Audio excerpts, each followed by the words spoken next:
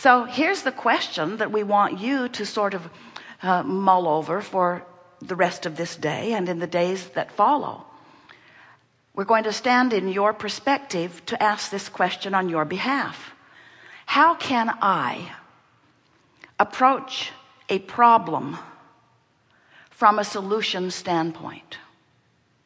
Because as you formulate that question in your mind and you ponder the cleverness with which we have expressed it to you, the answer becomes rather clear to you that you've got a choice. You can be problem-oriented or solution-oriented, and they are different.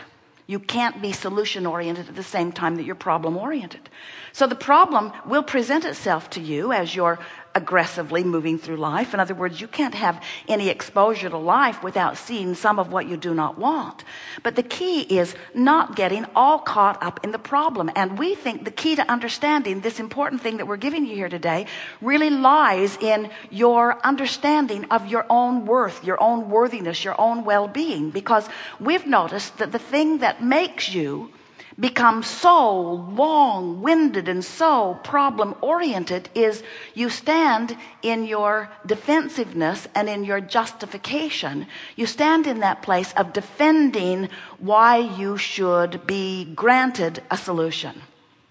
And we would like, by the end of this workshop today, we would like you to have moved up the emotional scale with us. We would like you to have released enough resistance that your own vibrational attitude has raised to the point that you're in sync with us and in sync with who you are, to the degree that you are so full of your understanding of who you are and what you deserve, your deservability, that you never again feel it necessary to stand in any period of time and defend yourself against anything.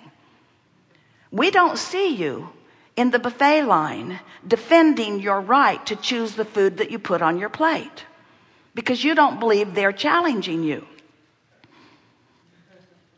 If you went to a buffet where there was some very officious person back there, like your mother,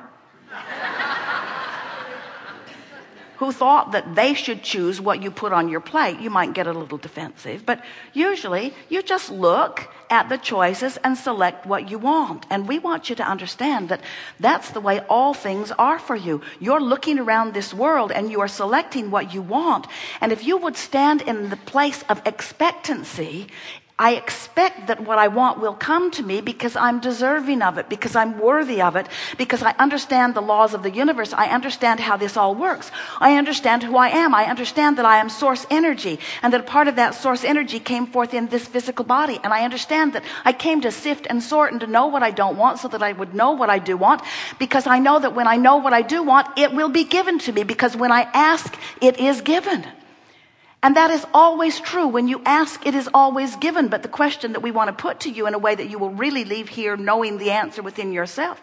When you ask, it is given, but do you let it in? Do you let it in, or are you still so defensive about your right to have it that you hold yourself in resistance to the very things that you've been asking for?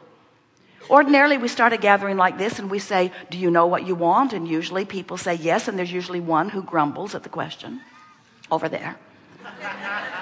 And then we say, are you enjoying the expansion of your own desires? Do you like how life keeps pointing out new things that you want? Do you like how knowing what you don't want causes a rocket of expansion to emanate from you and be captured in your vortex of creation? Do you like the expansion that happens in your experience because of your experience, whether you know that it's happening or not? Do you like knowing that you are expanding because of your life experience? Do you like the feeling of desire? Do you like new desire being born? Do you like the freshness of coming across something new that you would like to experience, or that you would like to know, or that you would like to understand, or that you would like to be?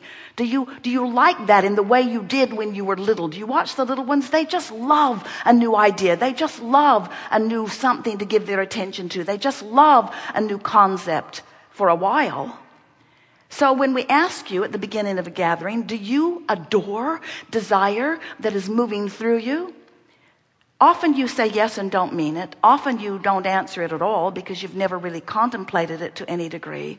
But the reason that we ask it is because we like to feel the vibe. We like to take the temperature of that which is you, because in the way you respond to that question, are you enjoying the expanding you that is happening?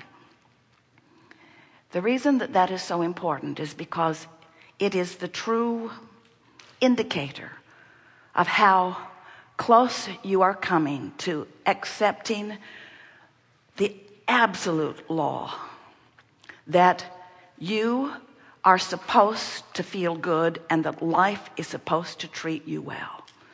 That expectation is what we want to foster within you above all things.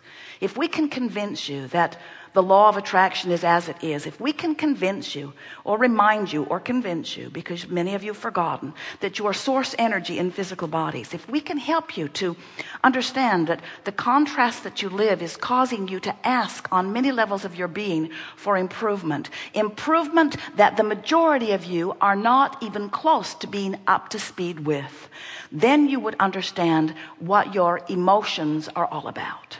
And when you leave a gathering like this, decided that your emotions matter and determined to guide your thoughts in the direction of things that feel better, or just release a thought. Have you ever been in a really good mood and you go somewhere that you're assigned to go, like work or a family reunion or a family holiday of some kind, and so you go not out of inspiration but out of obligation, and then you meet up with someone. Now you were flying high, and then someone said something to you and you really felt the discord of it wash over you.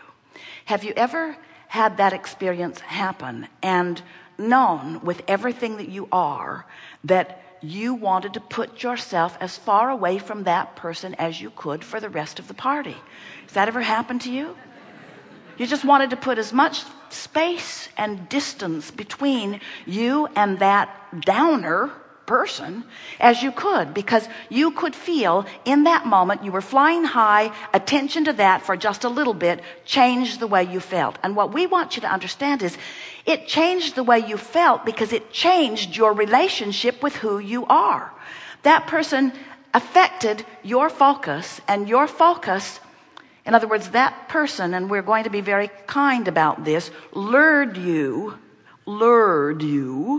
away from the vibration of who you really are. Because who you really are is clear-minded. Who you really are loves. Who you really are feels good.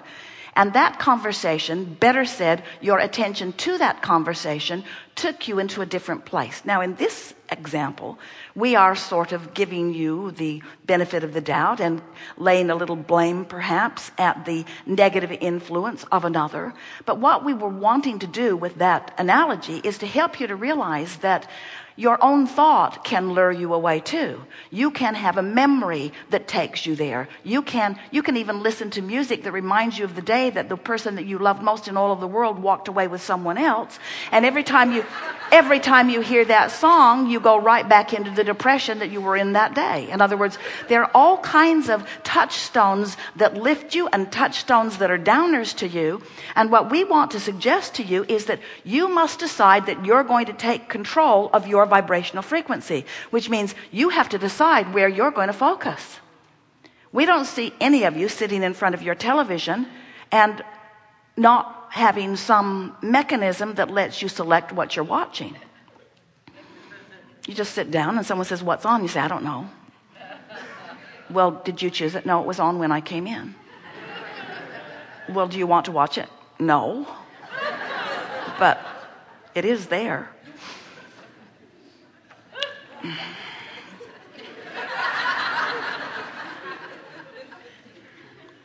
There are many things in which you are very selective, and we think it would be a good idea if you cared enough about the way you feel that you started selecting the thoughts that you think.